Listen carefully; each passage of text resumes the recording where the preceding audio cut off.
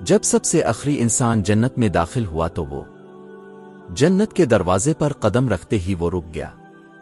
اس کے پاؤں کانپ رہے تھے، دل زور زور سے دھڑک رہا تھا۔ سامنے ایسا دروازہ تھا جو آنکھوں نے کبھی دیکھا نہ تھا، نور ہی نور۔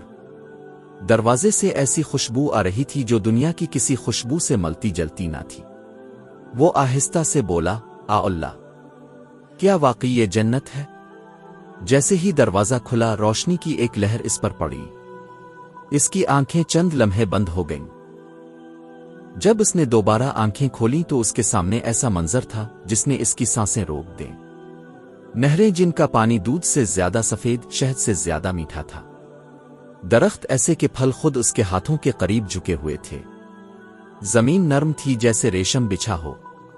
وہ قدم قدم آگے بڑھ رہا تھا اور حیران ہوتا جا رہا تھا۔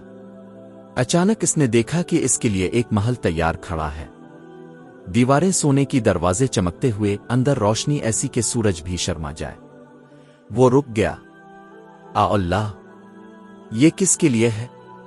آواز آئی، یہ تیرا ہے۔ وہ گھبرا گیا۔ میرا؟ میں تو سب سے آخری ہوں، سب سے کم درجے والا۔ فرمایا گیا، اے میرے بندے، تو آخری ضرور تھا مگر میری رحمت سے محروم نہیں تھا۔ وہ اندر داخل ہوا تو ہر کمرہ پہلے سے زیادہ خوبصورت تھا۔ تخت، لباس، خوشبوئی، سکون، ایسا سکون جو دنیا میں کبھی محسوس نہ کیا تھا۔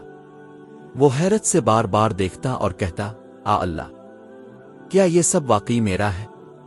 جواب آیا، اور اس سے بھی زیادہ۔ اس کی آنکھوں سے آنسو بہنے لگے۔ وہ سجدے میں گر پڑا۔ وہ شخص جو دنیا میں اپنے گناہوں پر روتا رہا تھا، آج خوشی سے رو رہا تھا۔ وہ سمجھ گیا تھا، اللہ کی رحمت کا کوئی آخر نہیں۔